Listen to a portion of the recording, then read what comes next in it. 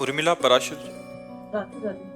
राधे राधे महाराज जी। महाराज जी, आपसे मिलकर जीवन बहुत परिवर्तित हुआ और मैं आपके वचनों के अनुसार चलने का भी प्रयास कर रही हूँ। महाराज जी, हिंदू धर्म ग्रंथों और मान्यताओं के अनुसार पाप मुक्ति के अनेक साधन बताए गए हैं, जैसे गंगा स्नान, पाप मोचनी एकादशी। समझना, यहाँ समझना, पाप मुक्ति के उपाय बता गए, लेकिन पाप की प्रवृत्ति के नष्ट होने का उपाय क्या है?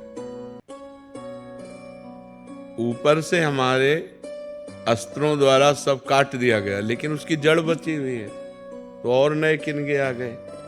पाप गंगा पापम, गंगा पाप का नाश करती, इसमें संशय नहीं। लेकिन पाप की प्रवृत्ति, गंगा नहा के आए फिर 100 पाप कर लिए, फिर गंगा नहा के आए फिर 100 पाप कर लिए, तो हाथी स्नान हुआ, हाथी स्नान किया, सूंड से धूल डाल लिया, तो स्नान का मतलब क्या हुआ? तो पाप वास्तविक तो नष्ट नहीं हुए। पाप नष्ट तब माना जाएगा जब पाप की प्रवृत्ति का नाश हो जाए, पाप की जड़ का नाश हो जाए, वो है प्रवृत्ति। बोले बड़ा पाप प्रवृत्ति वाला आदमी है, बहुत पापी आदमी है। तो पाप की प्रवृत्ति सबके अंदर रहती है, क्योंकि सुमति कुमति सबके उरहाई, नाथ पुराण निगम अस कहाई। तो जहां सुमति है वहां शुभ है, और जहां कुमति है वहां अशुभ है, पाप है।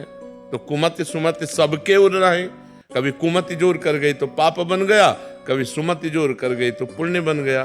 तो तीर्थों के जो उपाय हैं वो पाप नष्ट करने के लिए हैं, लेकिन अध्यात्म जो है वो पाप प्रवृत्ति को नष्ट करता है। गंगा को भी निष्पाप करने की सामर्थ्य एक महात्मा रखता है।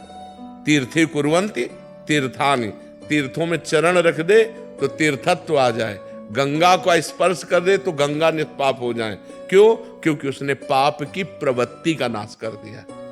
अध्यात्म पाप प्रवृत्ति के नाश के लिए। आप क्या कहना चाहते हैं? महाराज जी कह रहे हैं कि मतलब क्या पाप मुक्ति इतनी सहज और सरल है?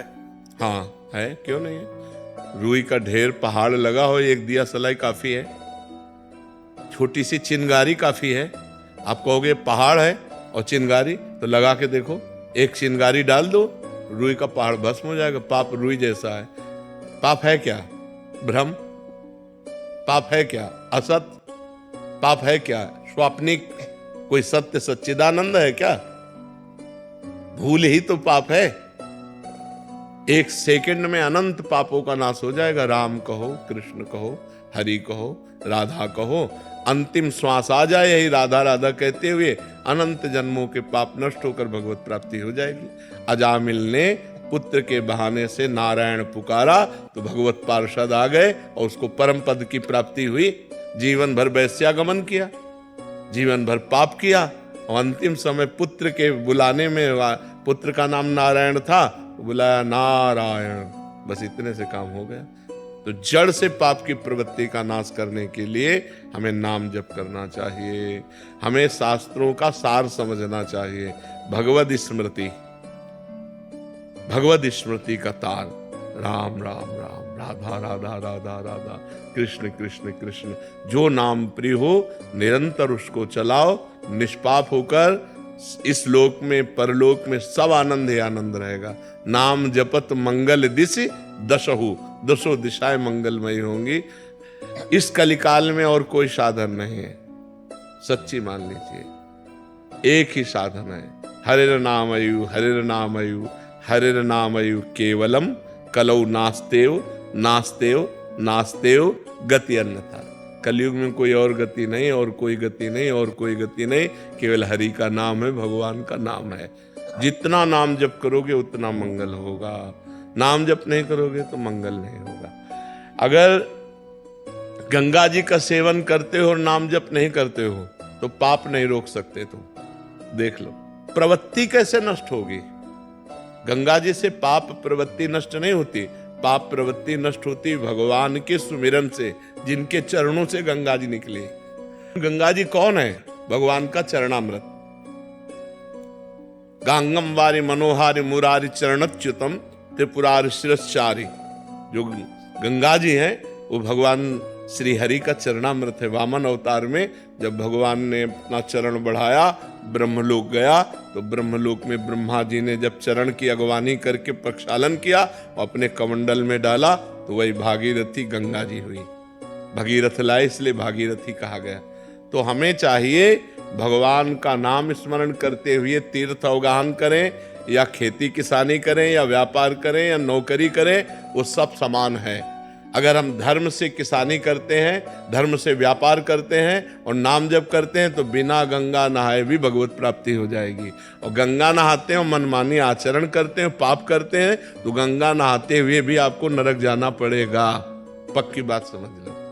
चाहे जितने तीर्थ हैं वो सब तीर्थपाद भगवान के हैं। बिना भगवान का स्मरण किए हुए जीव का परम कल्याण नहीं हो सकता। हाँ, भगवान का स्मरण करते हुए गंगा स्नान करे, लाखों गुना पुण्य बढ़ करके प्राप्त होगा। अगर भगवान का स्मरण नहीं तो प्रपंच की बात की, गोता लगाया और चले गए। चिंतन नहीं है, चिंतन का खास बात है, चिंतन की खास। देखो, ये बड़े बड़ों से गलती होती है। नलकूबर मणिग्रीव कुबेर के पुत्र हैं और देवगंगा अलकनंदा में मदिरा पान करके अप्सराओं के साथ नंगे खड़े थे। तभी देवर्षि नारद जी ने जब देखा तो बहुत गुस्सा आई और कहा, तुम कुबेर के पुत्र होकर इस तरह अभद्र व्यवहार करते हो, वृक्ष की तरह ऐसे खड़े, जाओ मैं तुम्हें शाप देता हूं, वृक्ष हो जाओ, वृक्ष योनि को प्राप्त हो। तो जब वो चरणों में गिरे तो उनका वृक्ष तो बनो पर नंदालय के बनो। तो वही यमलार्जुन के रूप में ब्रज में हमारे प्रकट हुए आकर के। तो जब भगवान श्री कृष्ण को ओखली बंधन लीला हुई तो वही ओखली घसीट कर दोनों वृक्षों के बीच में लगा के उखाड़ करके उनका उद्धार कर दिया। तो अगर भजन नहीं है तो कुबेर के पुत्र हैं, देवताओं में श्रेष्ठ कुबेर जी हैं, उनके पुत्र हैं, लेकिन कितना गलत काम कर रहे हैं। धनाध्यक्ष कुबेर के पुत्र होते हुए भी गंगा जी में नंगे खड़े होकर शराब पीकर अप्सराओं के साथ उद्दंडता, तभी तो देवर्षि नारद जी ने शाप दिया था। तो आप समझो कि अगर आप गंगा जी का सेवन करते हो तो आपके आचरण भी पवित्र होने चाहिए। एक गंगा जी की महिमा सुनी कि गंगा स्नान करने से 100 यज्ञों का फल मिलता है, तो वैश्यागमन करने लगे। तो जब उनसे कोई बात करता तो कहते 100 यज्ञों का फल मिलता है, रोज गंगा नहाता हूं, 1-2 यज्ञ का चला जाएगा वैश्यागमन से, लेकिन हमारे पास बहुत पुण्य है। तो गंगा जी एक दिन उसको ज्ञान देने के लिए बालिका के रूप में एक सफेद कपड़ा लेकर बार बार गंगा जल में डुबोती और फिर ऐसे बालों में गंदा कर देती, फिर गंगा जल में डुबोती। और वो स्नान करने के लिए गए तो उन्होंने देखा और कहा, ए लड़की, जब तुझे गंदा करना है तो साफ क्यों करती है, और जो साफ करना है तो गंदा क्यों करती है? उस समय कपड़ा गंदा ही था। तो उनका, देख तेरी दुर्दशा यही है, जब तू वैश्यागमन करता है तो गंगा स्नान क्यों करता है, जब गंगा स्नान करता है तो वैश्यागमन क्यों, तेरी दुर्गति होगी। जैसे कपड़ा इस समय गंदा ही है, ऐसे तेरी दुर्गति होगी, तू नरक को प्राप्त होगा। ये मत सोच कि तू ये गंगा स्नान का फल प्राप्त करेगा, 100 यज्ञकर्ता का फल, और 1-2 यज्ञ का फल चला जाए, तू नरक जाएगा, क्योंकि तू पाप कर रहा है। तो गंगा स्नान का मतलब है आपकी बुद्धि शुद्ध हो, आपकी पाप प्रवृत्ति नष्ट हो, आपका भगवत स्मरण बने, आपके गलत आचरण रुके, तभी इन तीर्थों के अवगाहन का फल है। ये लोग तीर्थों में जाते हैं, तीर्थों का आनंद लेने थोड़ी जाते हैं, मनोरंजन करने जाते हैं। तीर्थ कैसे जाया जाता है? उपवास करके रहा जाता है 1-2 दिन, बहुत नम्र दैन्य, नाम जप, पवित्र। अब यहाँ होटल बुक करवा के धामों में और वे विचार करते हैं, मदिरा पीते हैं, मनमानी आते, तो ये तीर्थ अवगाहन थोड़ी हुआ।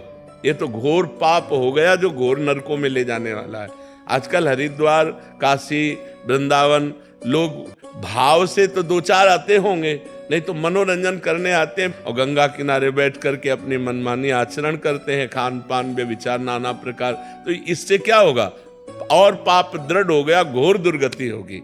तो जब तक पाप की प्रवृत्ति का नाश न हो तब तक तीर्थों के अवगाहन का कोई फल नहीं मिला।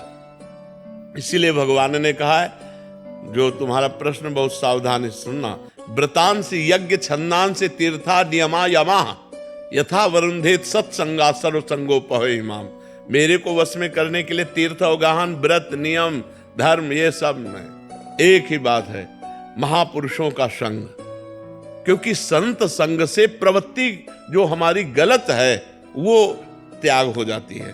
पाप की प्रवृत्ति का नाश। अब आप एकादशी रहते हो, मनमानी आचरण करते हैं तो आपकी दुर्गति होगी।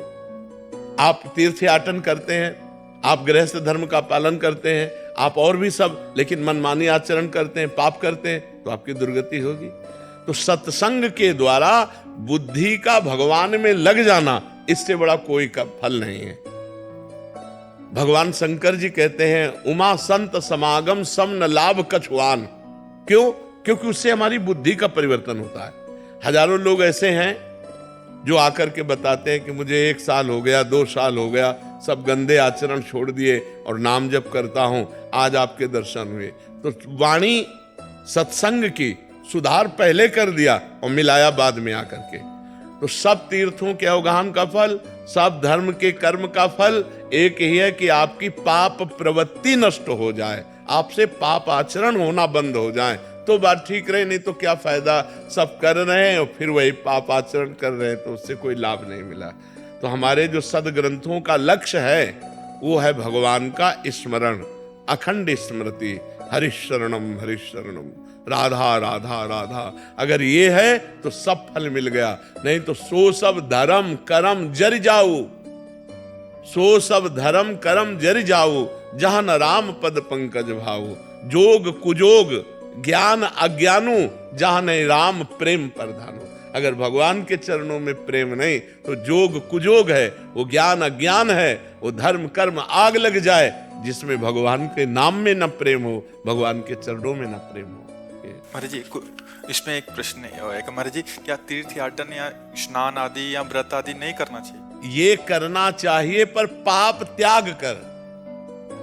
हम आज जा रहे हैं, पापी पुरुष हैं, गंगा स्नान के निष्पाप हो जाएंगे, लेकिन हमें आगे पाप नहीं करना, ये नियम लेना चाहिए।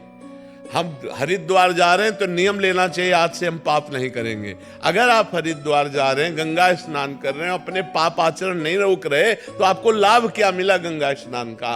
आपको वहां जाने का फल क्या मिला? वैसे ही कि वैसे गंदे तो बने हो, वही गंदे आचरण कर रहे हो। लाभ तो जब आपका परिवर्तन हो। इसीलिए सर्वश्रेष्ठ स्नान सत्संग है। अगर सत्संग रूपी गंगा में गोते लगा लिए, ज्ञान गंगा में गोते लगा लिए, तो फिर आप निष्पाप हो गए, पाप की प्रवृत्ति का नाश हो जाता है। इसलिए तीर्थों का जाना मना नहीं है, लेकिन तीर्थों में मनमानी करना मना है। आप तीर्थों में आज जैसे जाते हो ऐसे नहीं, होटल बुक कर लिया, मनमानी आचरण करो, ऐसे नहीं तीर्थों में जाया जाता। नम्र दैन्य व्रत उपवास भजन साधना त्याग तपस्या दान पुण्य, ये सब करने के लिए तीर्थों में जाया जाता है और नियम लिया जाता है। तो बोले भाई देखो, अब हम बद्री नारायण हो आए, अब हमसे झूठ तो नहीं बोला जाएगा। पुराने लोग थे कि भाई हम केदारनाथ हुआ है, बद्रीनाथ हुआ है, अब हम झूठ नहीं बोल सकते क्योंकि हम बद्री नारायण के दर्शन कराए। लोग पहले नियम, देखो हम गंगा नहा के आ रहे हैं, हम झूठ नहीं बोल सकते, हम पाप नहीं कर सकते अब क्योंकि हमने गंगा स्नान कर लिया। ये है तीर्थों के फल का, अवगाहन का फल है हमारे आचरण सुधर जाए, हमारा चिंतन सुधर जाए। नहीं तो फायदा क्या हुआ, हमें बताओ, फायदा क्या हुआ? आप गंगा नहा के आए फिर वही पाप कर रहे हैं, तो फायदा क्या हुआ? गंगा स्नान का लाभ क्या मिला? गंगा स्नान का मतलब क्या हुआ? वो तो पानी में तुमने गोते लगाया, गंगा स्नान कहाँ किया? अगर गंगा स्नान किए होते तो तुम्हारी भावना बदल जाती कि मैं गंगा जी का सेवन करके आ रहा हूँ, आज के बाद कोई पाप नहीं करूंगा, आज के बाद कोई गंदी बात नहीं करूंगा। वही जीवन सबके बदल है। देखो यहाँ धाम आए हो भगवान के, जहाँ करोड़ों गंगा जी समानता नहीं कर सकती, क्योंकि जिनके चरणों से गंगा जी निकली वो स्वयं यहाँ प्रकट हुए, यहाँ खेले, यहाँ उनकी चरण रज, यहाँ उनका संपूर्ण जीवन भगवान का बाल लीला तो भगवान की ही संपूर्ण हुई ना। भगवान का वृंदावन धाम है, यहाँ आकर कितना लाभ लोग लेते हैं। बिहारी जी तो ऐसे कर गए, उनके चिंतन में चल रहा है ये खाए वो खाए वो खाए, धाम का आनंद ले रहे हैं क्या? कि यमुना किनारे बैठ करके 1 घंटा नाम कीर्तन किया, बिहारी जी के लिए रो रहे हैं, बिहारी जी का नाम जप कर रहे हैं। एक दिन आकर उपवास किया, पूरे धाम की परिक्रमा की लोटे रज में, और खूब भगवान का नाम जप कर, ये सब लाभ है। ये कहाँ लाभ ले रहे हैं? और पहले यहाँ लोग आते थे तो कपड़े उतार करके ऊपर के और फिर लौटते थे रज में, क्योंकि हमारे शरीर में ब्रजरज लगे, हमारा जीवन पावन हो। यहाँ का क्या चरित्र है, ये भगवान का परम पावन धाम। तो कितने लाभ ले जाते हैं, नुकसान ज्यादा कर जाते हैं। अब मसाला खाए चल रहे हैं, परिक्रमा मार्ग में थूक दिया, अब कोई भजनानंदी महात्मा जा रहा है भजन करते, उसका पैर पड़ा, तुम्हारे सारे पुण्य नष्ट हो गए। आप चाट पकौड़ी खाए, दोना फेंक दिए, कोई भजनानंदी वैष्णव और उसका जूठा तुम्हारा दोना उसके पैर में लगा, तुम्हारे पुण्य नष्ट हो गए। अब ये कौन जानता है?